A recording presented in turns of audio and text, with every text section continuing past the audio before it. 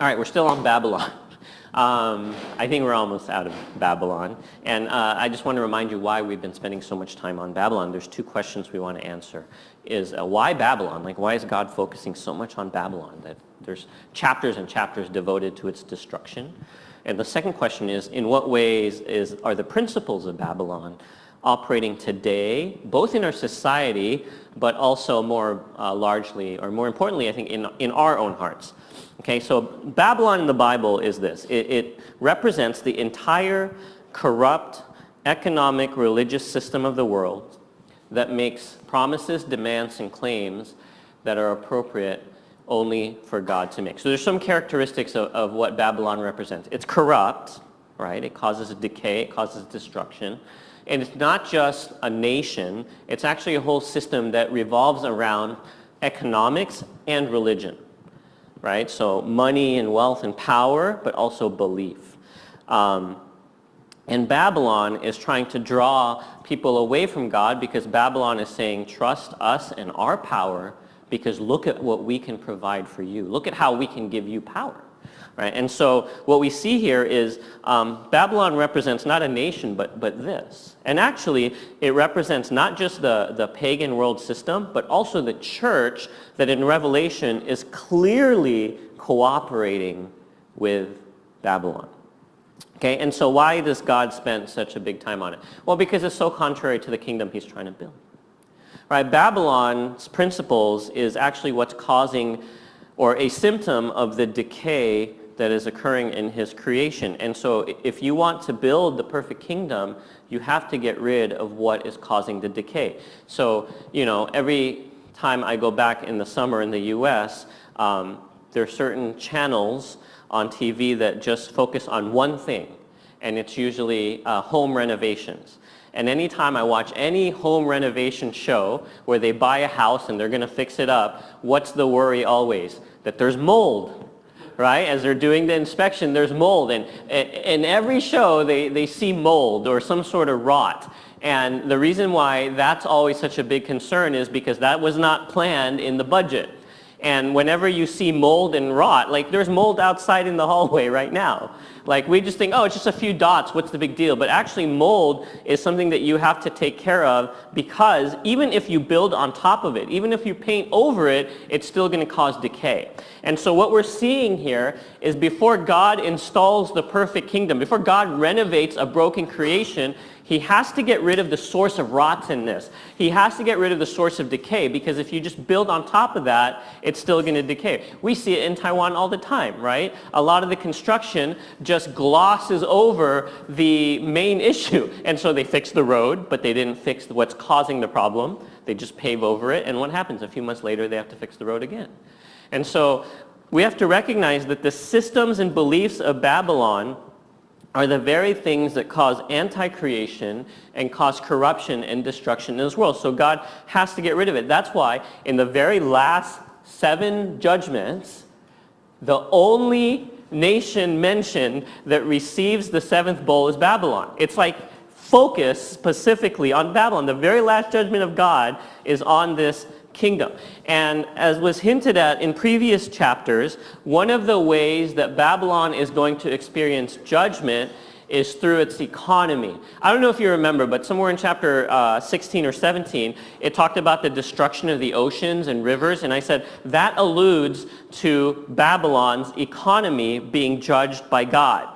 Okay? And so today that's going to be very clear why the destruction of oceans and the destruction of waters actually refers to the judgment, not of the nation in general, but specifically the economic practices and economic beliefs of a nation. So let's look for that, okay? So here we go in chapter 18. Here's what it says. After this, I saw another angel coming down from the heaven, having great authority, and the earth was made bright with his glory. He called out with a mighty voice, "Fallen, fallen is Babylon the Great. She has become a dwelling place for demons, a haunt for every unclean spirit, a haunt for every unclean bird, a haunt for every unclean and detestable beast. For all nations have drunk the wine of the passion of her sexual immorality, and the kings of the earth have committed immorality with her, and the merchants of the earth have grown rich from the power of her luxurious living. Let's leave that up there. Why is God going to focus in on the economy of Babylon? Okay? Here is why. Because it's through the economy of Babylon and Babylon's economic power that she influences the rest of the world. It's because Babylon has this economic lure and economic riches and luxury that not only does it spread its riches, but it spreads its principles and beliefs to the rest of the world because people want to partner with it. What's supposed to spread? God's kingdom is supposed to spread. But because we have these economically powerful nations, other nations buy into what they're doing or are forced into what they're doing, and so what spreads instead is decay and rot and corruption. And what we're going to see is that these nations that have attached themselves to Babylon in order to have their own success will also fall apart when Babylon falls apart. And that's why it is so dangerous for us to trust in things to provide for us that are not God, because that thing that we trust to provide for us that is not God is eventually going to go away. And it's not going to be there, just like Babylon. Okay? And so here's what I want us to see. I want to look at the characteristics of the economy of Babylon and also how that applies to us. But before we get there, let's read on in verse 4. Here's what it says in verse 4. Then I heard another voice from heaven saying, "Come out of her, my people." So who's this talking to? The church. "Come out of her, my people, lest you take part in her sins, lest you share in her plagues. For her sins are heaped as high as heavens, and God has remembered her iniquities. Pay her back as she herself has paid back others, and repay her double for her deeds. Mix a double portion for her in the cup she mixed, as she glorified herself and lived in luxury. So give her a like measure of torment and mourning, since in her heart she says, I sit as a queen, I am no widow, and mourning I shall never see." Do you see the pride there, right? Do you see the nation that's taking the place of God there? Untouchable in their eyes. Verse 8, "For this reason her plagues will come in a single day, and she will be burned, death and mourning and famine, and she will be burned up with fire. For mighty is the Lord God who has judged her." Let's look at verse 4 again. What is verse 4 saying? Come out. What does that mean about God's people? They were in. They wouldn't need to be told to come out of Babylon if they weren't in. And it doesn't mean physically come out. It means leave the beliefs and the principles of Babylon. Meaning what? The church is practicing it.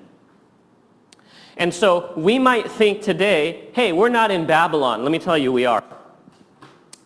And we might, as a people, think, we don't hold the same values of Babylon. Let me tell you, we might. Because we wouldn't need to be told to come out if we were never in.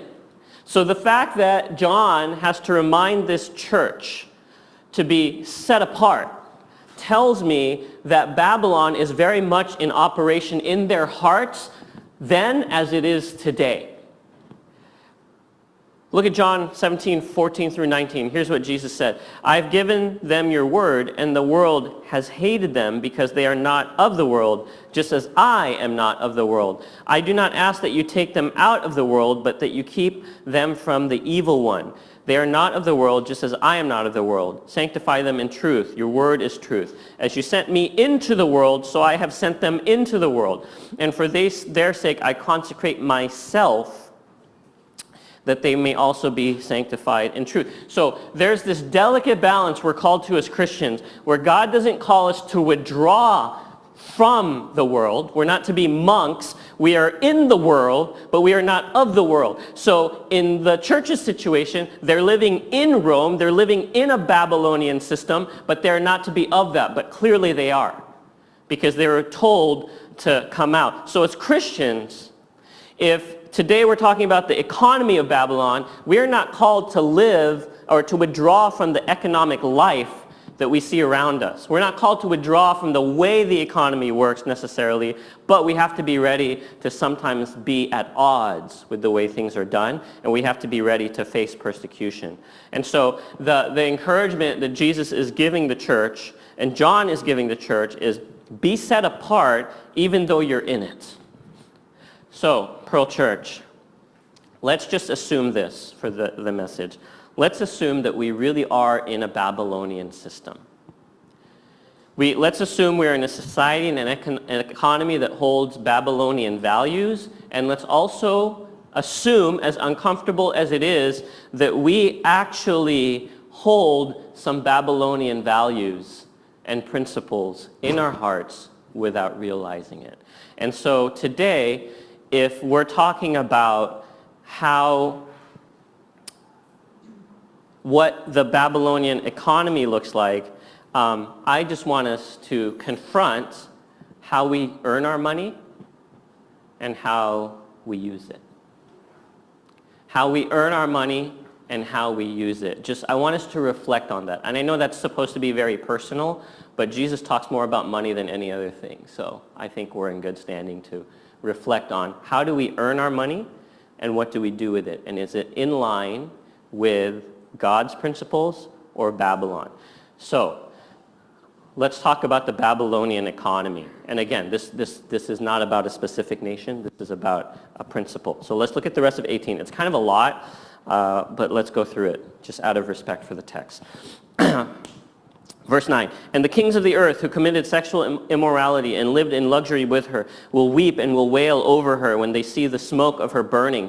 They will stand far off in fear of her torment and say, alas, alas, you great city, you mighty cry, Babylon, for in a single hour your judgment has come. And the merchants of the earth weep and mourn for her, since no one buys their cargo anymore, a cargo of gold, silver, jewels, pearls, fine linen, purple cloth, silk, scarlet cloth, all kinds of scented wood, all kinds of articles of ivory, all kinds of articles of costly wood, bronze, iron, and marble, cinnamon, spice, incense, myrrh, frankincense, wine, oil, fine flour, wheat, cattle and sheep, horses and chariots, and slaves, that is human souls. It's a big list.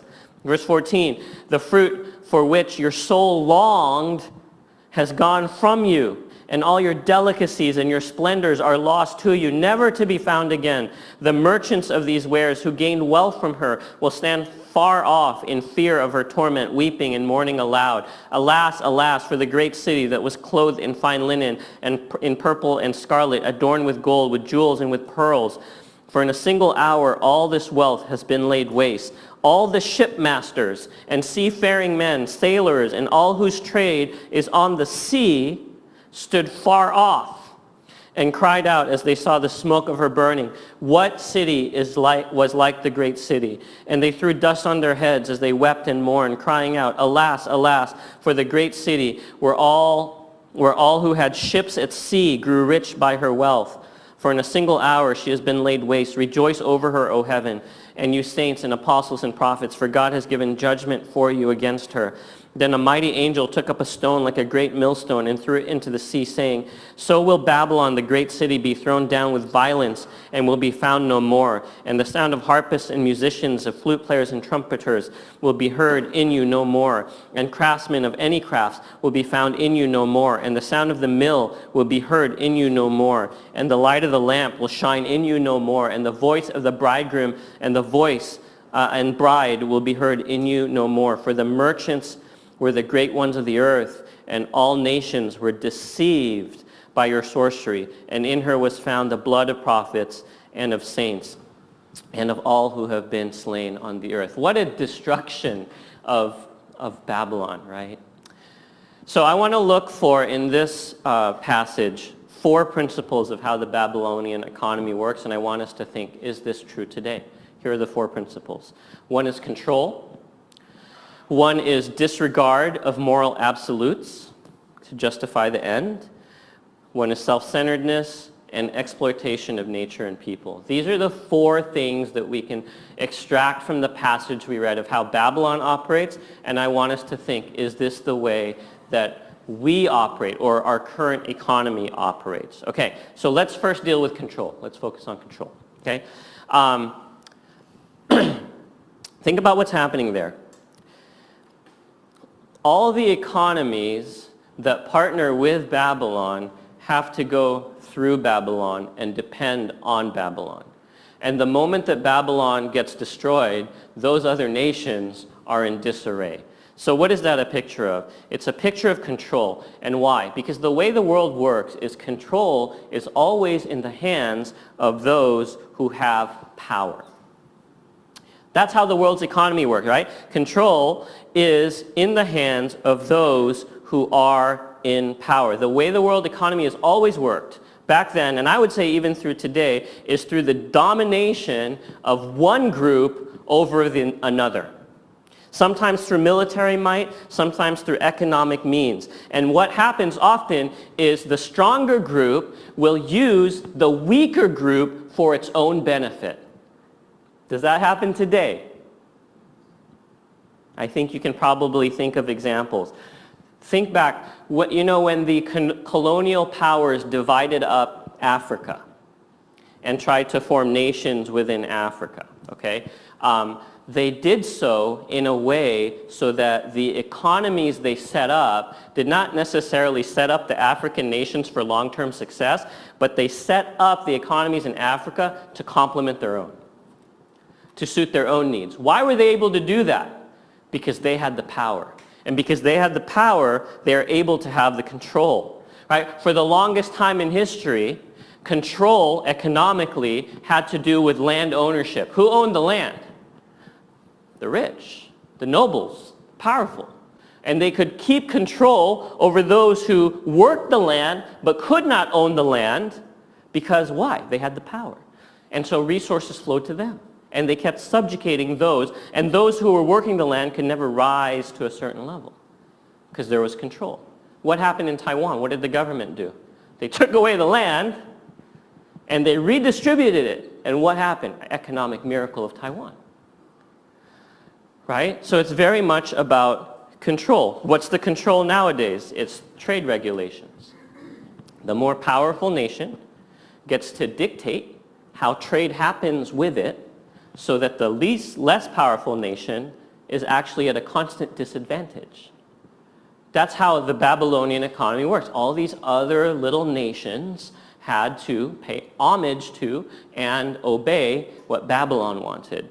That's the same thing today. I'm not making, it sounds really political, right? But I'm not making political statements. I'm just pointing out that the way the economy operates today is very much the way the Babylonian economy operated. Okay, now let's tackle the last three all together. So disregard for moral absolutes, self-centeredness, exploitation of nature and people. That is all captured here in verses 11 and 13. Let's look at verses 11 and 13. And the merchants of the earth weep and mourn for her, since no one buys their cargo anymore. And it lists all these things, okay, and that's going to be really important. But what's the most disturbing thing on that list? Human souls. So in the economy of Babylon, humans are traded like they're goods. Why? Because in the Babylonian system, the ends justify the means. So what if I'm trading human souls as long as my economy prospers? So what if I'm using human beings in a way that is not dignifying them as long as my economy thrives?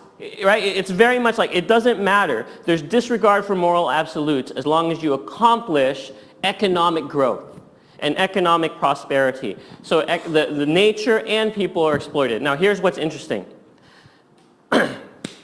All these goods that are mentioned are not goods that Babylon produces.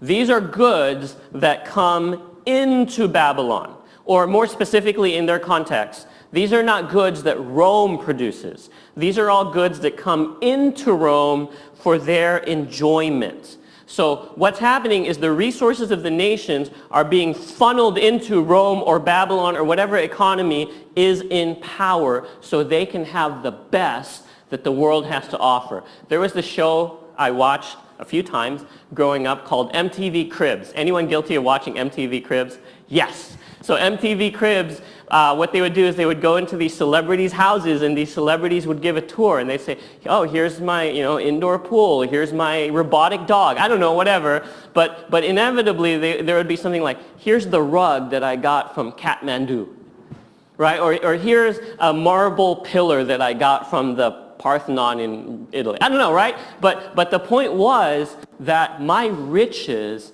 allow me to bring in the best of the world, the best the world has to offer, the world's resources, into my possession. Why? For my enjoyment. The Babylonian economy works in a way that all the resources of the earth flow into it for its wants, its needs, and desires. The Babylonian economy wants to import the best the world has to offer so that it could have blessings, as opposed to exporting its resources and riches to be a blessing to others. So I'll say it this way. Babylon is all about channeling the world's resources to itself for its gain. But remember last week I said there's a tale of two cities here. Jerusalem is about channeling its resources out to the world to bring healing. A Babylonian economy is all about bring stuff to me so I can enjoy it. And I can enjoy it because I have the money to buy it. Not that I take my resource and I push it out to be a blessing. That's not how it's supposed to look. Look at Revelation 22. Then the angel showed me the river of the water of life, bright as crystal, flowing from the throne room of God and of the Lamb, through the middle of the street of the city. Also, on either side of the river, the tree of life with its 12 kinds of fruit, yielding fruit each month. The leaves of the tree were for the healing of the nations. So what do we see in the throne room? A river flowing out, a tree whose leaves probably fall into the river, just visualize, and go out for the healing of the nation. Babylon is about what? Channeling the world's resources for my gain. Bring it on. I can afford it. I have the power, so I'm going to take it. Jerusalem is all about channeling its resources to be a blessing. And this made me really think about my own financial practices and the things that I support and the way that I spend. And I had to ask, is it in line with God's principles of taking my resources to be a blessing, or am I using my resources to draw more resources to me for my temporary worldly enjoyment? That's a tough question. Is my spending of my resources more in line with God, where I'm using it to be a blessing, or more in line with Babylon, where I use the power of my finances to draw things to me for my own enjoyment? See, my wife, whenever there's a natural disaster in Taiwan, my kids never want to go there, right? Because we were traumatized by the Hualien earthquake now. But my wife's always like, oh, they got hit with a typhoon. We should go there to support them with tourism. Or a few years ago when our church was about to go to help, there's another earthquake in Hualien where buildings tilted. And we went, and then they're like, we don't need any more help. But they said, but we need support from tourism because all the tourists are gone. So my wife's always like, anytime there's a disaster in Taiwan, like, oh, we should go there, right, to support them with tourism. So she's very much in this mindset is we should take our resources to be a blessing. But more often, our mindset is how can we use our resources so we can feel blessed, so that we can enjoy things more, right? So let's go back to trade. Again, not trying to be political, I'm just expressing the reality, okay? The way that trade sometimes operates is not that the nations both benefit. A lot of the way that trade operates is that one nation just kind of keeps its wealth going. Let me give you a clear example. There is a nation in North America between Canada and Mexico that subsidizes the cotton industry, which is worth $4 billion US. The cotton industry is worth about $4 billion US. It subsidizes $5 billion. So what happens, right? So farmers in the US, I understand why. Farmers in the US are getting government subsidies for more than the cotton is worth, the cotton goes and floods the market with cheap cotton. So who cannot survive? The African cotton farmers have no chance because there's all this cheap cotton flooding the market, right? And again, I understand that it is a nation's responsibility to take care of its citizens. I completely understand why the government does that. All I'm pointing out is that that's a very Babylonian way of thinking. And to some extent, I agree. Like, I would do the same thing. I want to take care of my people. And I'm not saying it's evil or wrong, but I'm just pointing out that a lot of the ways the economy works is very dissonant with God's view of how the economy is supposed to work. There's not evil intent, but the principles of Babylon are very much at work. Why is it that some nations cannot get over a certain level? Right? It's because the nations in power want to keep power, and they do that through economic means. That's not how it's supposed to look. I shared this verse last week. Let me show you how the economy in a microcosm is supposed to look. In chapter 4 of Acts, 32 through 35. Okay? Now the full number of those who believe were of one heart and soul. So last week we talked about being one heart and soul. And no one said that any of the things that belonged to him was his own, but they had everything in common. And with great power the apostles were giving their testimony to the resurrection of the Lord Jesus. And great grace was upon them all. There was not a needy person among them, for as many as were owners of land or houses sold them and brought the proceeds to what was sold and laid it at the apostles' feet, and it was distributed to each as any had need. Okay, could this be a reality today? No way, I don't think so. But it is an ideal, right? So the way God intends things to work is those with resources take their resource and be a blessing to those that actually need the resource. That's God's economy. We always say this. We can eradicate world hunger. We can. It is financially possible to eradicate world hunger. But why does it exist today? Because we operate like Babylon, where we don't want to send things out. We want to make sure things keep coming in.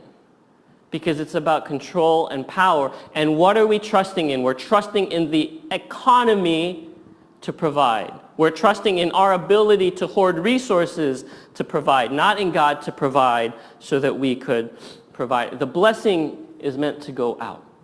You know, I shared last week how I really experienced this idea when I would go to these 2 or 3 hour prayer meetings with a bunch of high school students when I was in high school, and we would just pray, and we would really see that when we were filled with the Spirit, we would go out and move in power. And one thing I just remembered as thinking about that, one time we were praying, right? So it's like 30, 40 kids just in someone's living room just praying Korean style, so a lot of yelling. And I remember I was praying, and I looked over, and there was this stranger who I've never seen before, like this man.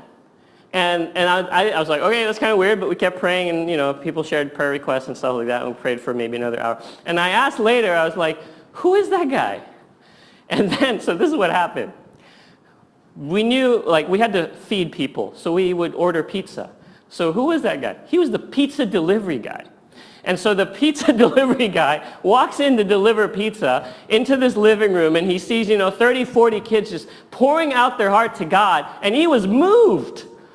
And he prayed with us for how long, I don't know, right? But what I realize is that's how it's supposed to go. Like, whatever is happening here, whether it's like a spiritual awakening or whether it's research, it's supposed to go out and be a blessing. The pizza man was blessed because all we did was we gathered and we prayed together, right? That's pretty crazy. I don't know if he was Christian. I have no idea to this day, right? But my point being is this. Again, it's a tough thing to ask. Do we use our resources to bring more in, or do we use our resources to be a blessing? So here are some questions I just want you to ask about your finances, but also just the economy you operate in. Okay, so can we put up the next slide, okay? Does it directly or indirectly promote the rich and exploit the poor? I don't know. That's a hard one. Like I've talked about, these phones, these clothes. There's no way these clothes are built in nice conditions, right? Does it harm the earth or human beings? Do our ways of spending benefit the least, the last, and the lost? I'm pretty sure we put aside a good chunk of that, but maybe we could be challenged to do more. Do they promote justice and healing of the nations? Because that's what God's economy is about. Does the economy reflect our convictions about the reign of God or the practices and values of Babylon? Those are just things to kind of trigger us. Okay, but lastly, here's sort of what I want us to discuss if we could go to the last slide. Okay, so here's the practical application. How do we practically avoid such contamination while we're holding down jobs, buying houses and cars, making financial plans, et cetera, et cetera? We live in a financial environment that is more in line with Babylon. That's why John had to tell the church, get out of that in your mindset. How do we practically avoid that? When maybe our companies have corrupt practices and it brings in the money, right? A lot of times I've seen corrupt leaders bring in the money. I won't say who, but I've seen it happen. So how do we practically avoid our hearts being contaminated with the desire for more by any means necessary, and instead let it be filled with the Spirit of God to lead and guide how we make our financial and economic decisions?